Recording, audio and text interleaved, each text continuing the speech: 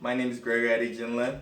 I'm a student of Liberty University, and I'm here to present to you my interpersonal communications project for HSCO 508D05.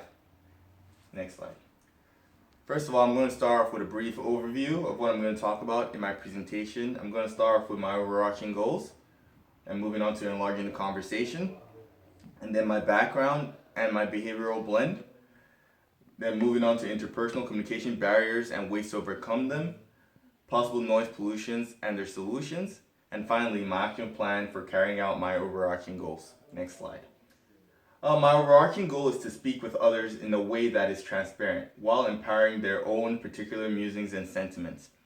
I will endeavor to be a respectful and supportive talker and be a mindful audience while continually mirroring Christ's love and kindness. Next slide. Moving on to enlarging the conversation. I can enlarge the conversation by adding new and applicable data to the discussion, keeping in mind the end goal to develop the learning and enhancing every individual being honestly, openly, and well-spoken. Next slide. Right now I'm going to give you some of my background. I'm 24 years old. I grew up in a Catholic family and I'm still a practicing Catholic. I'm the second child of 3 children. I was born in Tripoli, Libya. My father is a foreign affairs officer for Nigeria, which basically means he's a diplomat when he's representing Nigeria out of the country. I grew up in Nigeria, Mali, England, and Russia and Argentina. I graduated from Liberty with an undergrad in international business. Next slide. Now moving on to behavioral blends. There are 4 types of behavioral blends: the dominant, inspiring, cautious, and supportive traits. What I'm expected to be is dominant and inspiring, but from what I tested, I am a supportive, cautious, and dominant, all in that order. Next slide. A breakdown of my blend is I'm primarily task-oriented, which basically means I do not like being idle at all. I always have to have a task or a job to do. I love to be focused in everything I do because that's the best way to get results. I have an extrovert personality. I'm passionate about serving others. That's one of the main reasons why I chose to do human services in my graduate school. Some of my motivations are I love challenges and I love successfully achieving my challenges or defeating my challenges, and I like to take control of situation that requires an individual to step up. Next slide. Now moving on to barriers. There are 3 barriers I chose and 3 solutions for each. The first barrier is appropriate self-disclosure, and the solution is revealing a balance of positive and negative factors rather than leaning towards only one or the other. Focus on the present and the facts and emotions towards current situations rather than focusing on the past. The second barrier is words breeding resistance. And the solution for that is avoiding using such words as unreliable, pushy, emotional, impatient, rude, and untrue. Focus less on task orientation and more on effect of my words. And then the last barrier is relying solely on fact or emotion rather than creating a balance between them when communicating. And the solution for that is alternating between the stomach or feelings and the head or facts in order to create more balanced and effective communication. Next slide. Now moving on to noise pollution. There are 2 types of noise pollution: internal and external. Internal noise pollution is the kind of noise or disturbances that individuals feel within, and external is outside sources that affect how we behave.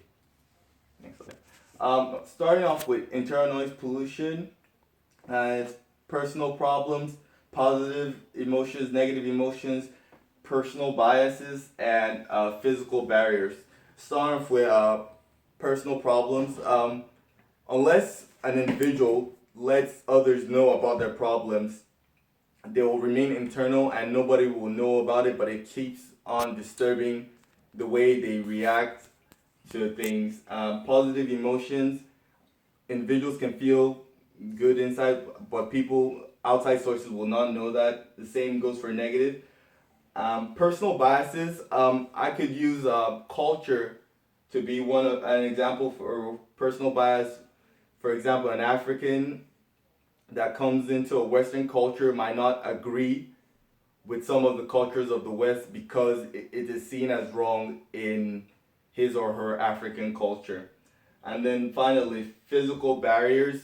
Uh, Specifically, stress could be something that slows down or stops the task being completed successfully, because stress tends to trouble the body and as well as the mind, and that hurts the way tasks are completed.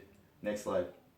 And then external sources: room temperature, close proximity, conversations, loud noises, scenery, pressure, and time deadlines. These are all external factors that greatly affect one that is trying to complete a task at hand. For instance, room temperature. If the room is too cold while I'm trying to do some homework, my body is shivering, focusing on the cold rather than focusing on my homework.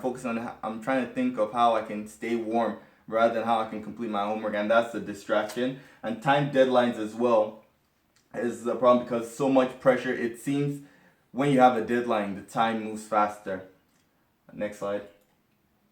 And finally, implementing my action plan for my overarching goals. Uh, I hope to be a more effective listener and a more attentive listener. Uh, Also, ask for clarity when I do not understand something. I need to be more open minded. I need to practice being assertive when it's required. And I constantly need to remind myself that I have my own opinion, and other people have their own opinions as well. And finally, to become more open with people when the scenario seems to be appropriate. This is very important because we need to understand the way people think. It's not only about us in life. We're not the only individuals that live around this world, and the world doesn't revolve around us. So we need to consider how people feel in order to be able to properly tackle conflicts between each other. And it is very important that we keep Christ in our heart in order for us to understand people and treat them like our brothers. Thank you.